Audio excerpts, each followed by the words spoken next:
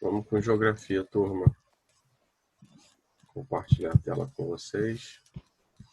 Bom, na segunda-feira eu comecei a falar com vocês e hoje eu vou fazer uma revisão bem rápida sobre as revoluções industriais. Antes de começar a falar sobre as revoluções industriais, para poder chegar no exercício, eu quero que vocês relembrem comigo aqui as definições, porque elas são muito importantes nessa questão da industrialização. Então, olha só, presta bem atenção nisso que eu vou falar, toda industrialização em qualquer país, que é o tópico aqui, 7.2.1, toda industrialização, ela influencia na urbanização, que está aqui em cima. Por que ela influencia na urbanização? O que é urbanização? Dentro da definição que eu passei para vocês de urbanização, vocês sabem que urbanização é o crescimento da população da área urbana em relação à população da área rural. O que isso quer dizer? Isso quer dizer que a urbanização ela começa a ser contada a partir do momento em que um determinado município, por exemplo, vou dar o exemplo de Barra do Piraí.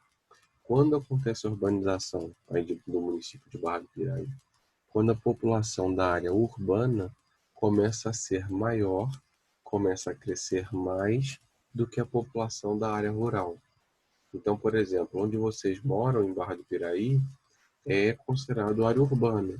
Agora, quem mora, por exemplo, em São José do Turvo é considerado área rural. Então, vocês acham que tem mais população lá no Turvo ou que tem mais população aí na parte central de Barra do Piraí? É óbvio que na parte central de Barra do Piraí tem mais gente. Automaticamente, Barra do Piraí está com esse processo de urbanização muito intensificado. Todo mundo lembrou disso?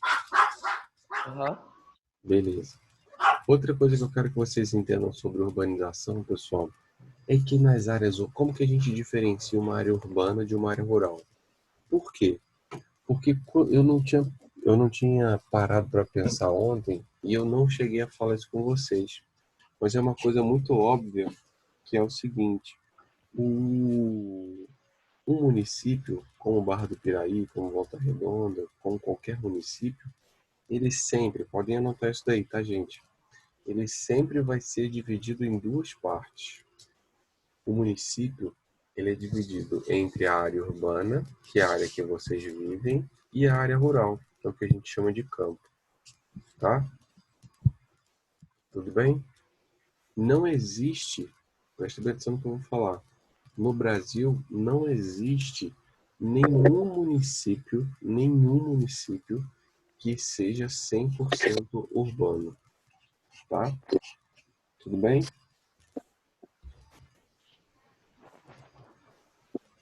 Gente, vocês estão ouvindo? Ah, então tá. Tô ouvindo. Eu quero que vocês anotem isso que eu tô falando, tá, gente? Porque faz parte da urbanização.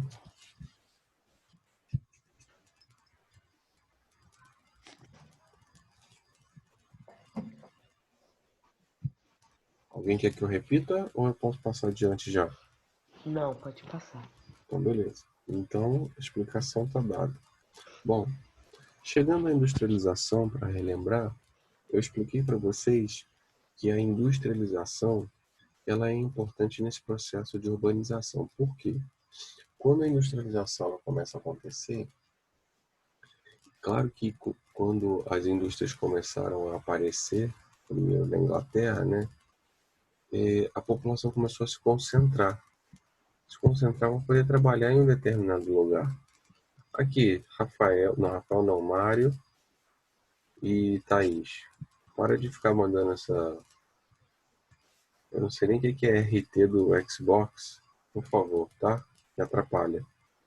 Eu peço que alguma pergunta de algum aluno que está sem microfone, e eu fico parando a aula para poder ver, tá bom? Obrigado. Então, continuando.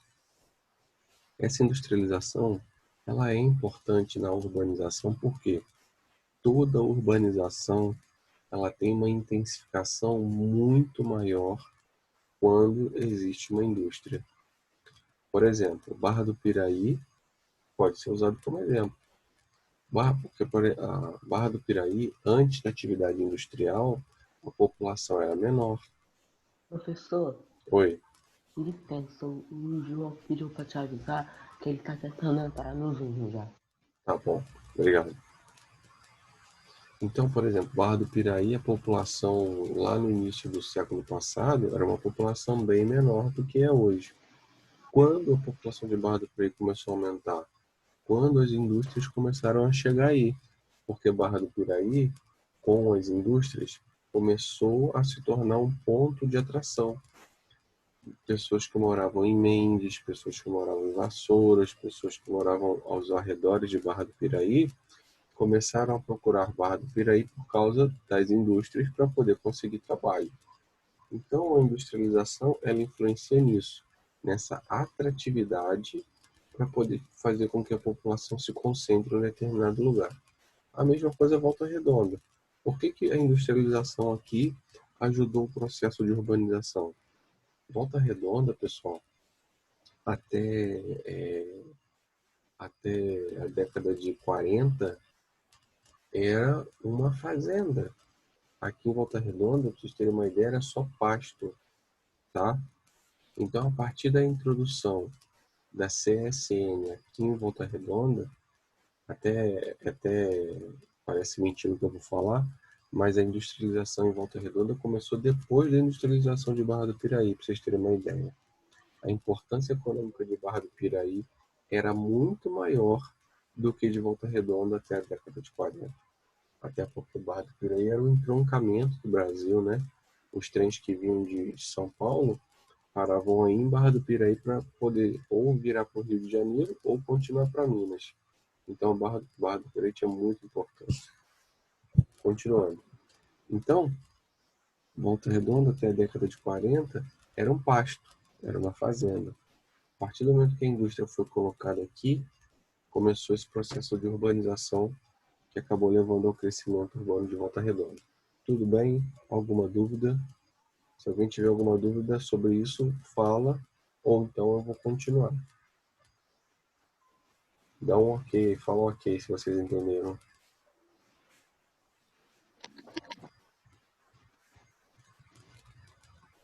Tá todo mundo dormindo? Tá todo mundo dormindo, beleza. Ainda bem que eu tô gravando, para depois vocês poderem assistir. Oi, eu tô aqui. Eu acabei de entrar. Bom dia, João. Vamos lá. O Então, professor não tava conseguindo entrar. Tava aparecendo para mim baixar o Zoom, sendo que eu já tinha. o Mário falou que estava tentando entrar. Tranquilo. Estou explicando para a turma, relembrando que a gente estudou na segunda-feira, sobre a relação da urbanização com a industrialização, tá? Agora, chegando na industrialização, sexto ano, eu vou relembrar a vocês as etapas de evolução da industrialização.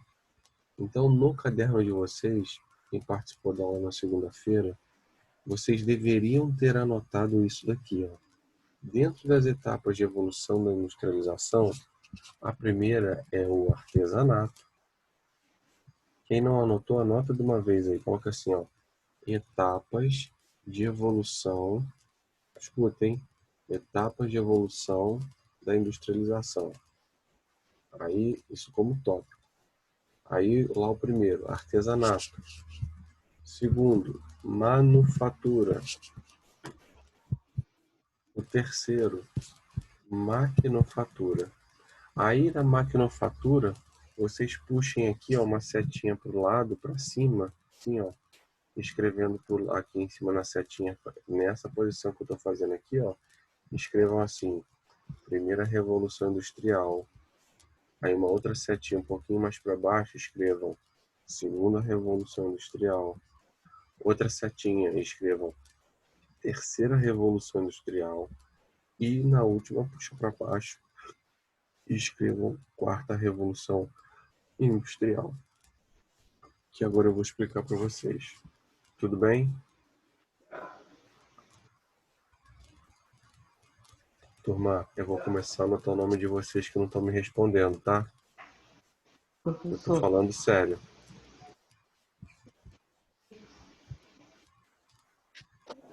Professor, tá me escutando? Eu tô escutando. professor, é porque eu tô com dor de garganta. Vocês estão anotando o que eu tô falando? Aham. Isso que eu acabei de falar é Eu importante. tô. Isso que eu acabei de falar é importante. Tá. Bom, então eu vou começar a explicar. Como eu pedi para vocês anotarem essas etapas de evolução do processo de industrialização, eu vou começar na primeira parte. Na segunda-feira, eu falei com vocês que a primeira parte de evolução do sistema de industrialização foi o artesanato. Por quê? É óbvio que antes de chegar nessas indústrias que nós temos hoje, nós passamos por várias etapas e teve que ter um princípio.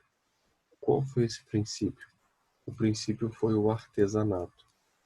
Como vocês veem hoje, a palavra artesão não é muito bem associado ao artesão daquela época. Por quê? O artesão de hoje, você vê ele fazendo normalmente pinturas, fazendo roupas, né? A gente chama isso de artesão, né? Mário, já Oi, pedi para não professor. ficar dando assunto sobre essa questão de Xbox, cara.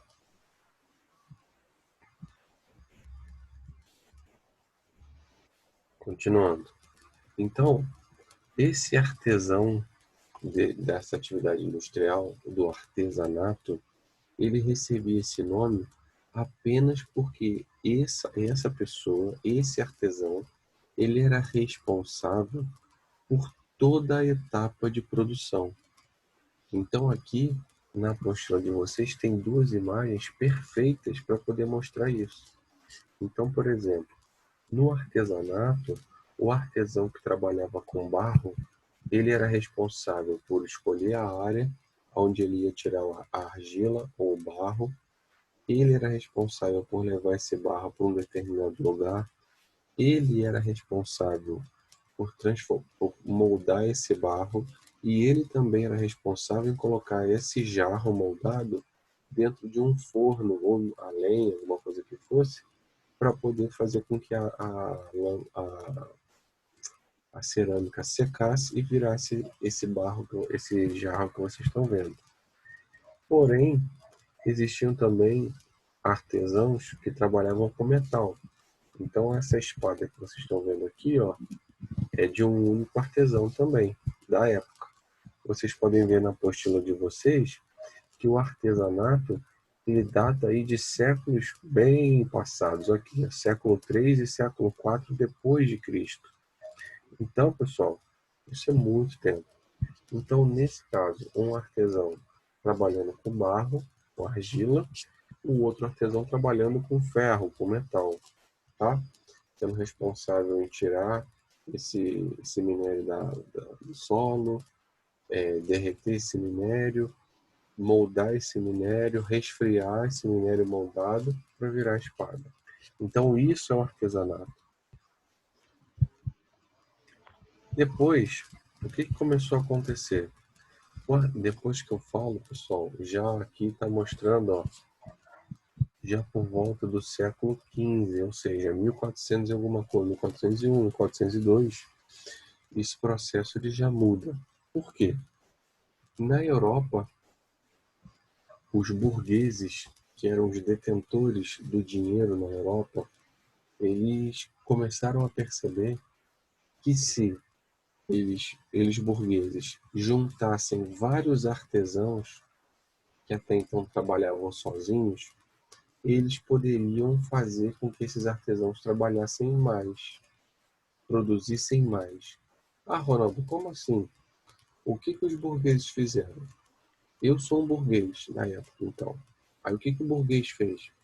O burguês contratou contratava artesãos que trabalhassem com cerâmica, que é aquele vaso lá de cima.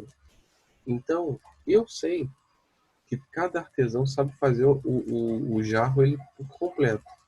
Pegar a matéria-prima, modelar, depois de modelar, botar no forno, como vocês estão vendo aí na imagem. Então, o que que esse burguês que está em pé aqui atrás, ó, o que que esse burguês faz? Ele percebe que se ele pegar as qualidades de cada artesão, ele consegue dividir, ele consegue estratificar esse processo produtivo e assim ele vai fazer com que os produtos fiquem prontos mais rápido. Então, na manufatura, qual é a característica importante dela? A produção ela continua artesanal, porém, preste bem atenção nisso, porém na manufatura acontece a divisão do trabalho pela primeira vez. Pois é, agora um artesão que está aqui ó, sentado, ele vai ser o responsável somente por pegar a matéria-prima. Então ele vai estar na natureza todo dia procurando o barro correto para poder ser moldado. Esse barro chega lá na empresa, vamos dizer assim, e o segundo homem que está sentado aqui, ele é responsável apenas todos os dias por modelar esse barro que chega. Correto? No terceiro aqui, pessoal, ele é responsável sempre, todos os dias, ele é responsável por tirar todas as sobras. Tudo que sobra daquele processo produtivo, ele é responsável por tirar. Enquanto que o quarto homem que está aqui no forno é responsável por ficar tomando conta desses vasos de barro sobre essa cerâmica no forno para que ela não estoure. E aí o vaso fica pronto. Ok? Todo mundo entendeu? Então, para facilitar para vocês, na manufatura, eu quero que vocês escrevam assim, ó. Posso falar? Turma, Pode. então escrevam assim na manufatura, ó. Início da divisão de tarefas. Início da divisão de tarefas para início da divisão de tarefas para aumentar a produtividade. Ok?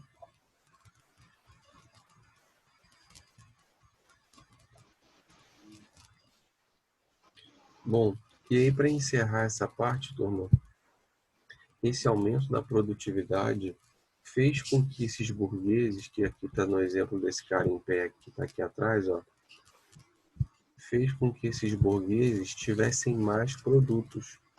Automaticamente, ele tendo mais produtos, ele conseguia levar muito mais coisa para poder ser vendida. Porque vocês sabem que na história, os burgueses, eles eram os responsáveis por esse comércio. Então, fazendo isso na Europa em maior quantidade, tinha os burgueses que vendiam a cerâmica, tinha os burgueses que vendiam os metais, tinha os burgueses que vendiam as roupas. Então, cada lugar tinha a sua produção específica, ok? Ele se iniciou, como eu falei com vocês, no século XV e foi até o século XVIII, que é onde a gente vai falar agora sobre a primeira Revolução Industrial. Mas antes de eu dar continuidade, eu preciso saber se vocês entenderam o conteúdo. Sim? Eu entendi. Então vamos lá. Beleza. Bom, o desenho está aí sobre a manufatura. Agora nós vamos chegar na maquinofatura. Bom, a maquinofatura, como o próprio nome já diz, podem anotar aí por favor, tá? Na maquinofatura foi a introdução das máquinas no processo produtivo. Como assim, Ronaldo, a introdução das máquinas? Pois é, até na manufatura, toda a etapa de produção, toda, ela era feita manual. Já existia divisão do trabalho, porém, na maquinofatura, houve a introdução das máquinas. O principal exemplo, só um minutinho, turma, peraí.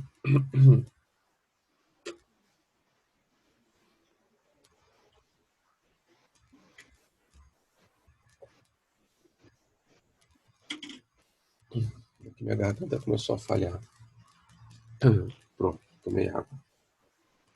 Então, na maquinofatura, a principal máquina, a máquina que eu posso dar um exemplo para vocês, é a máquina de tear que vocês estão vendo aí, ó.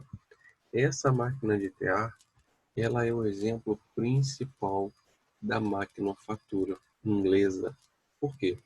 Porque a primeira revolução industrial, ela aconteceu na Inglaterra e foi a revolução onde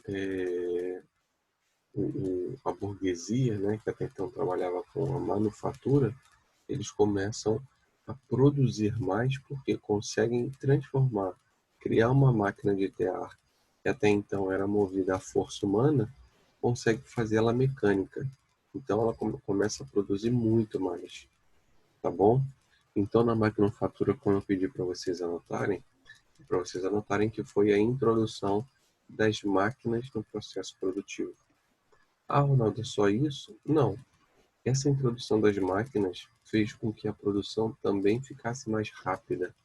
Automaticamente, os produtos saíam com mais velocidade e os burgueses vendiam mais rápido também. Tá bom? É daí, pessoal, é desse período, a partir do século XVIII, né? E a primeira Revolução Industrial aconteceu em 1760, foi a partir dessa máquina que o ditado tempo é dinheiro começou a ser colocado em prática. Por quê? Qualquer tempo parado, qualquer tempinho dessa máquina parada era menos produtividade. E menos produtividade era menos produto pronto e era produto que você deixava de vender. Tá bom? Agora eu vou começar a falar com vocês sobre a divisão da maquinofatura. Eu vou falar com vocês da primeira revolução, da segunda, da terceira e da quarta. É óbvio que isso eu vou fazer de forma revisional, porque eu já conversei sobre isso na segunda-feira. Então, vamos lá. Qual a característica da primeira revolução industrial? Então, coloquem no caderno de vocês aí, pessoal. Primeira revolução industrial. Vamos lá, escrevam. Escrevam aí, primeira revolução industrial. E eu vou ficar esperando vocês darem um ok para eu poder continuar. Depois que escreverem primeira revolução industrial, fala que eu posso continuar.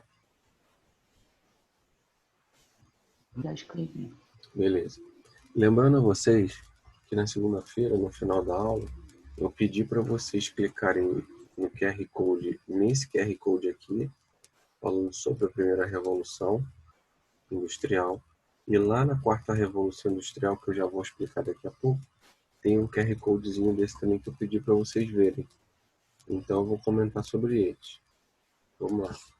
Na primeira revolução industrial, o que eu quero que vocês anotem? Que não tem na apostila de vocês. Eu quero que vocês anotem assim, ó. Teve início em 1760 na Inglaterra. Escrevam isso, por favor.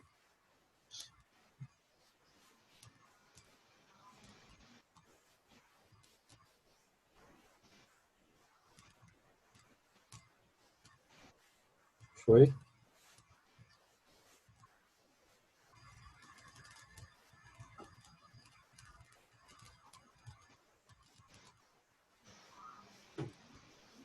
Foi, turma? Aham. Beleza. Então, ela aconteceu em Oi. ela teve início em 1760 na Inglaterra. Qual é a característica da primeira revolução industrial que eu quero que vocês escrevam também? Eu quero que vocês coloquem aí, característica. Aí escrevam assim, ó. Utilização de máquinas a vapor pela queima do carvão mineral.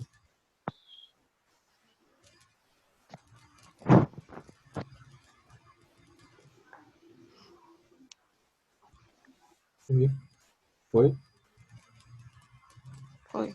Então, repetindo, como característica foi a introdução da máquina a vapor que utilizava o carvão mineral para poder gerar energia para ela. Que energia é essa, pessoal? O carvão mineral, ele era jogado nas fornalhas. Essas fornalhas queimavam o carvão mineral e davam o vapor necessário para que as máquinas funcionassem. Essa era a energia da época. Como característica também, se vocês puderem anotar, vai ser bom para vocês, foi na primeira Revolução Industrial que os trens, né, os trens começaram a ser utilizados. Então coloquem aí, por favor, também, que na primeira Revolução Industrial, um exemplo muito bom que vocês podem colocar foi a utilização dos trens, das locomotivas, que funcionava do mesmo jeito. Aquele trem que vocês veem no desenho do Pica-Pau, o cara pegando uma pá de carvão mineral e jogando na fornalha para aquele forno aquecer, queimar e aí fazer o trem funcionar, é o mesmo processo das máquinas a vapor da indústria, tá? É a mesma coisa, só Aham. que um fazia o trem andar e o outro fazia as máquinas funcionarem. Show? Entenderam? Aham. Sim. Outra característica muito importante da primeira Revolução Industrial que vocês têm que anotar é que houve uma mudança radical, prestem bem atenção nisso, houve uma mudança radical nas relações sociais. Escrevam só isso. Por quê? Por que houve essa Tá. mudança radical? Porque até então, pessoal, a maioria das pessoas vivia no campo. E como eu falei com vocês alguns minutos atrás, a partir da primeira Revolução Industrial, as pessoas migraram do campo para a cidade, tá? Então, a primeira Tá. Revolução Industrial, ela intensificou muito a urbanização na Europa. Desculpa, gente, espirrei. Desculpa. Ok? Alguém quer Ok. que eu repita ou Aham. eu posso passar adiante? Pode passar. Não, Pode passar. precisar não, pode passar. Beleza. Chegamos à segunda Revolução Industrial. Então, olha só. Se a primeira Revolução Industrial aconteceu em 1760, na Inglaterra, a segunda Revolução Industrial aconteceu na metade do século XIX, ou seja, 1850. Ok? Ai, desculpa, gente. Espirrei de novo. Então, anotem aí. A segunda Revolução Industrial aconteceu, ela teve início, vamos dizer assim, em 1850. Por quê? Ah, e foi nos Estados Unidos. Aí vocês poderiam me perguntar assim, Ronaldo, mas por que segunda Revolução Industrial? Porque o nome revolução, pessoal, está associado a uma mudança muito, Direito. drástica, a uma mudança muito brusca no processo produtivo.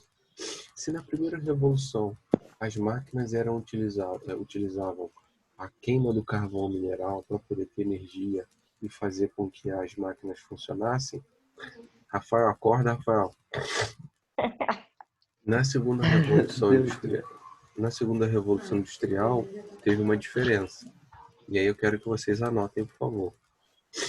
Primeira coisa que eu pedi para vocês anotarem, que aconteceu na metade do século XVIII, ou seja, 1850, e ela teve mais força nos Estados Unidos, depois que se espalhou para o resto do mundo. Tá bom? Tudo bem? Tudo Beleza. bem. Então tá. Aí o que eu quero que vocês anotem ainda na segunda Revolução Industrial? Quero que vocês escrevam assim, ó. Foi marcada pela introdução da eletricidade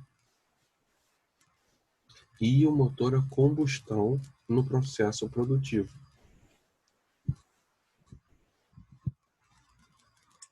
Gente, essa matéria ela é muito importante, que vocês vão revê-la de forma mais complexa lá no ensino médio. Então vocês têm que ter esse domínio. Anotem o que eu estou falando.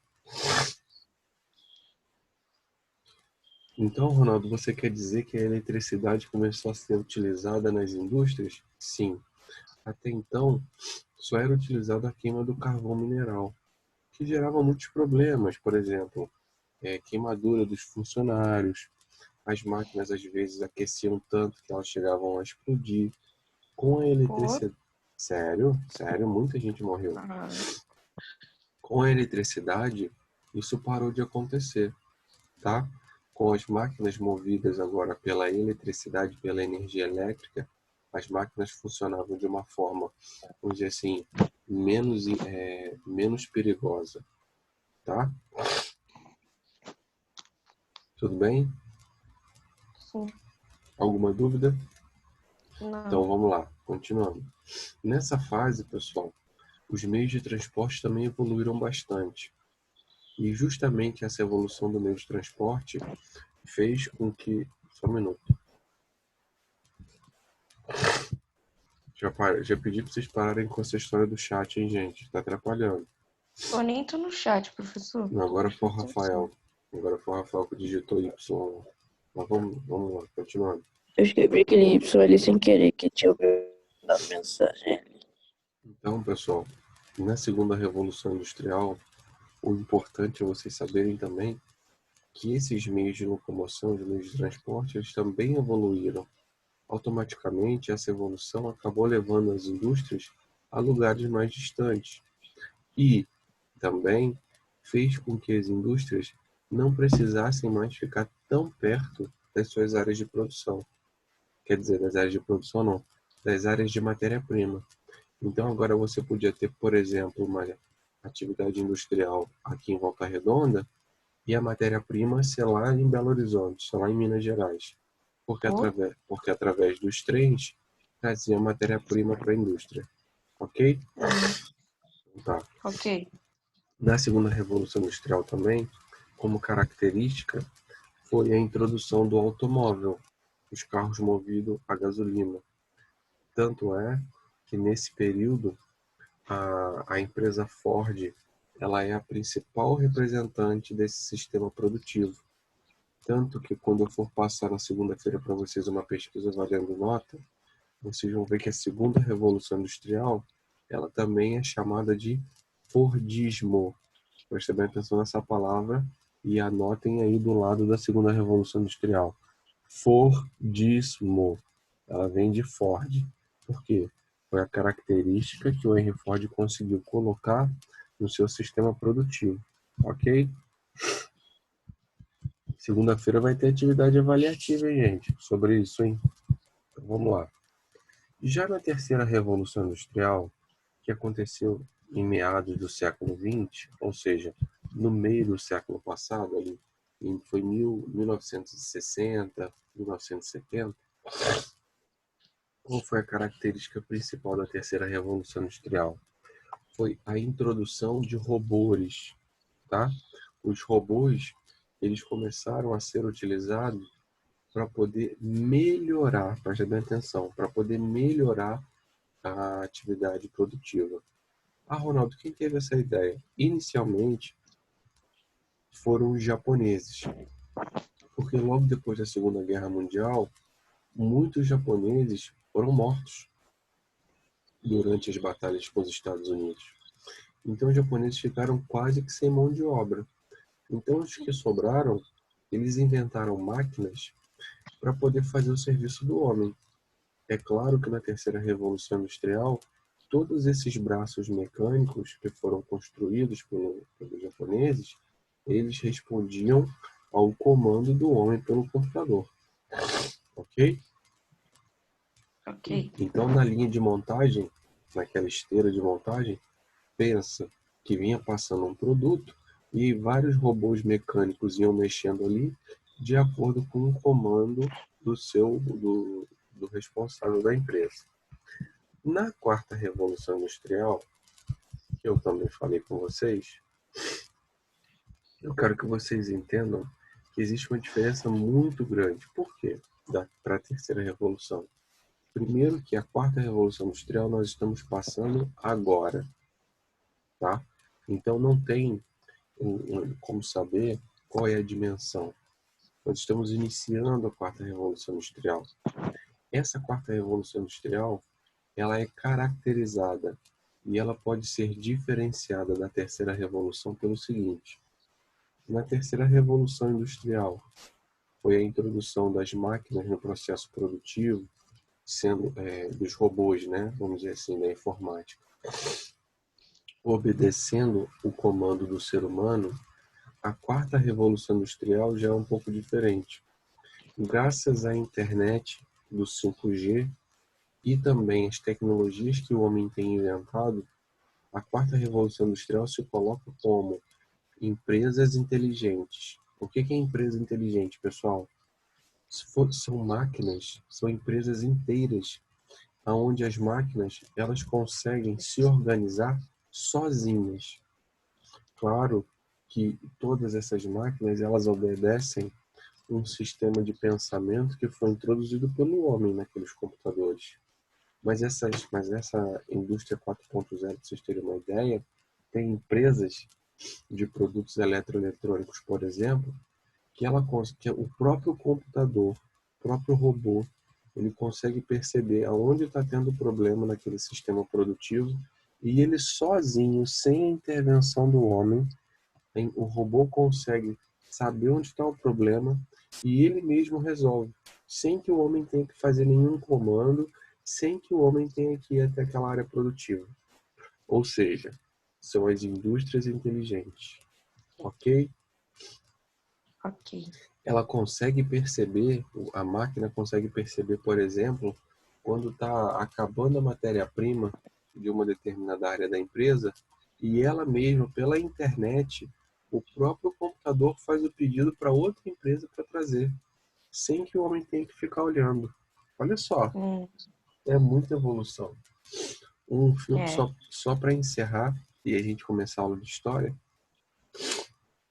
Isso dá um exemplo e uma crítica dessa indústria 4.0 é o filme Exterminador do Futuro 3, A Revolução das Máquinas.